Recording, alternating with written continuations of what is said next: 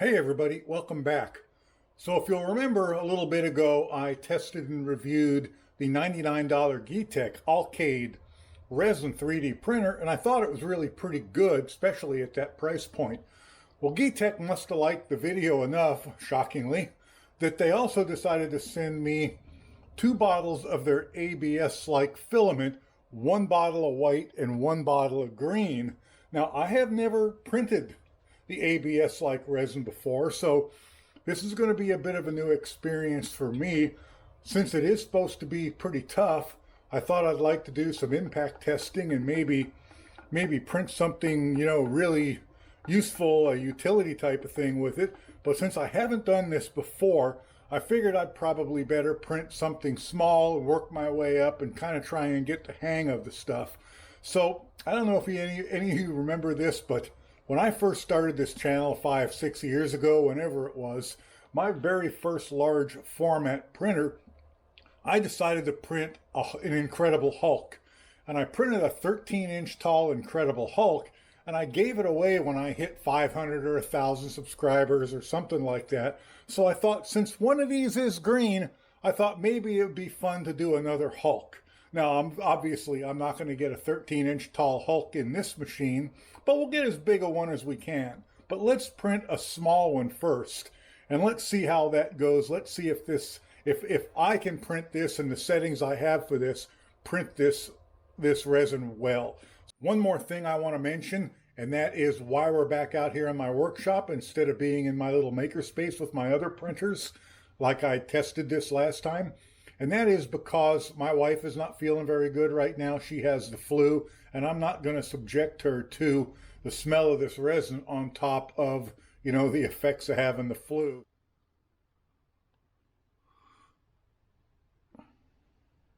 Okay, I have my green resin to the max fill line. I have sliced 2 models, Hulk Small and Hulk Large. Let's start with Hulk Small. Okay, I came out here to check on it at about layer 400, and you can see it failed. Part of it broke loose from the support.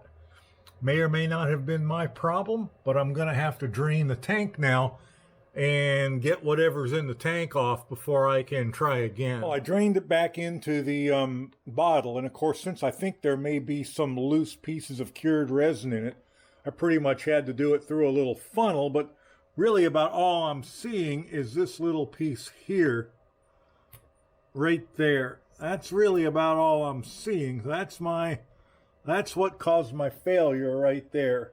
So not sure what's going on. I'm going to go look at the model again. I'm kind of liking the translucent green. It isn't really what I wanted for the Hulk, but nonetheless, I still think we're going to finish printing this. Okay, I took a look at the model, and I didn't really like the amount of supports that were near the anchor, the lowest spot on it. And that's, I just use Chitubox's automatic supports, and it's on me. I should have checked. Anyway, I went back in and I probably added half a dozen more supports to each of the low points, maybe not that much, maybe 3 or 4 to each of the low points, and saved it, and we're going to print it again.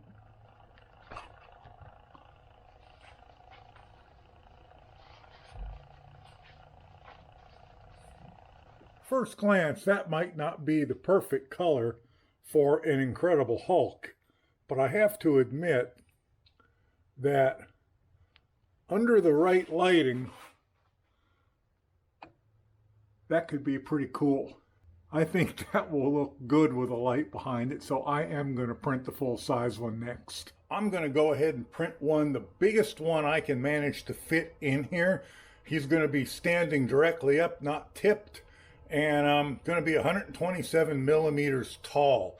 This is going to be about a 7-hour print, and it's windy and rainy out, and the power has already been out once during the night.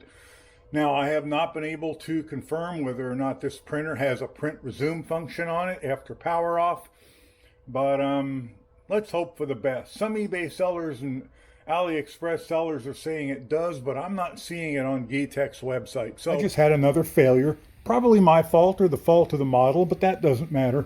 That means the entire tank has to be drained back into the bottle again, and it has to be filtered. So, it's going to drain slow. And then I had to get the stuck the stuck material off of the FEP sheet. And of course, I'm impatient and ham-handed, and I damaged the FEP sheet. Now, I do have a package more. They're a little bit too big.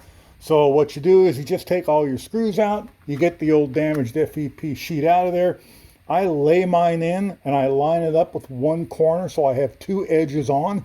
I put my ring back on, I press it down, I take a razor, I cut the excess off. Okay, the FEP sheet is replaced, the head is re-leveled and zeroed. I got some PTFE lubricant on the new FEP sheet. Let's see if we can print this. And this will be my last shot before I say this model is not going to print like this. And I'm going to have to make it smaller and rotate it a bit. But I'm going to try it one more time. Okay, I paused it after about 50 or 60 layers. And as you can see, I've got another failure. So I'm going to have to start rethinking this model. It just has too big of a footprint against the FEP. Okay, I have made a few tweaks and I am going to try this again. The model position and size I have left alone. What I have done is I have gone in and I have upped my bottom layer from 3 to 5. I have changed my bottom layer exposure time from 15 to 20. My regular exposure time from 2 to 2.5. And my lift speed from 65 to 50. So let's hope those changes make the difference. Well, I just came out and looked again right at about the 700 layer mark and it failed on me again. You can see one of the feet is down in the tank and the other foot and leg is still up on the build plate. So I reached out to Geeetech in hopes to get some, guidance on printing this ABS-like resin of theirs. And I was hoping, just for some settings and, just a little bit of help in getting it. And they said they wanted to send me a new FEP film. And I said, sure, fine, go ahead. And they sent me a whole new tank. Also worthy of note, underneath the tank is actually an extra FEP sheet. So they did both. They sent me the tank with an FEP sheet and a spare FEP sheet. So thank you, Geeetech. Something else worthy of note, here is a tank with an FEP sheet of my own that I installed, and here is their tank with their FEP sheet that was pre-installed.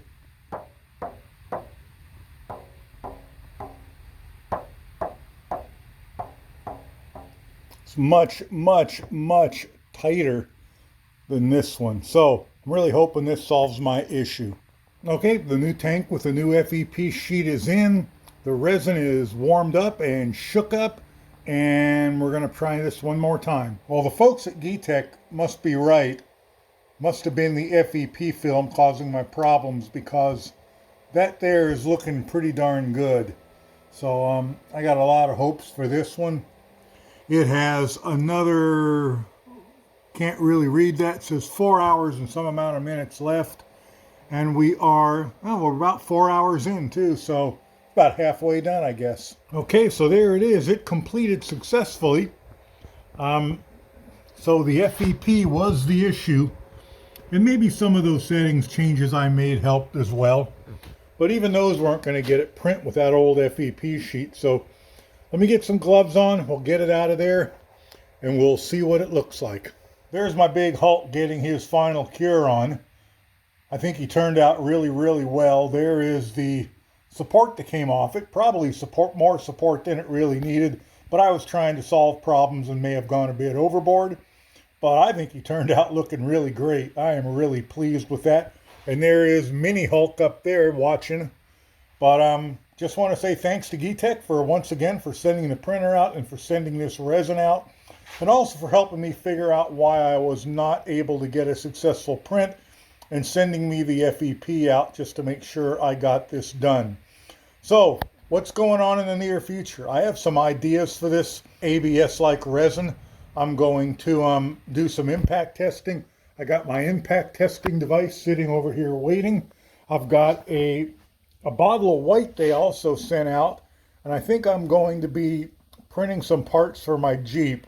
I know one of the first things I want to print is an instrument cowl for my a new instrument I have for it.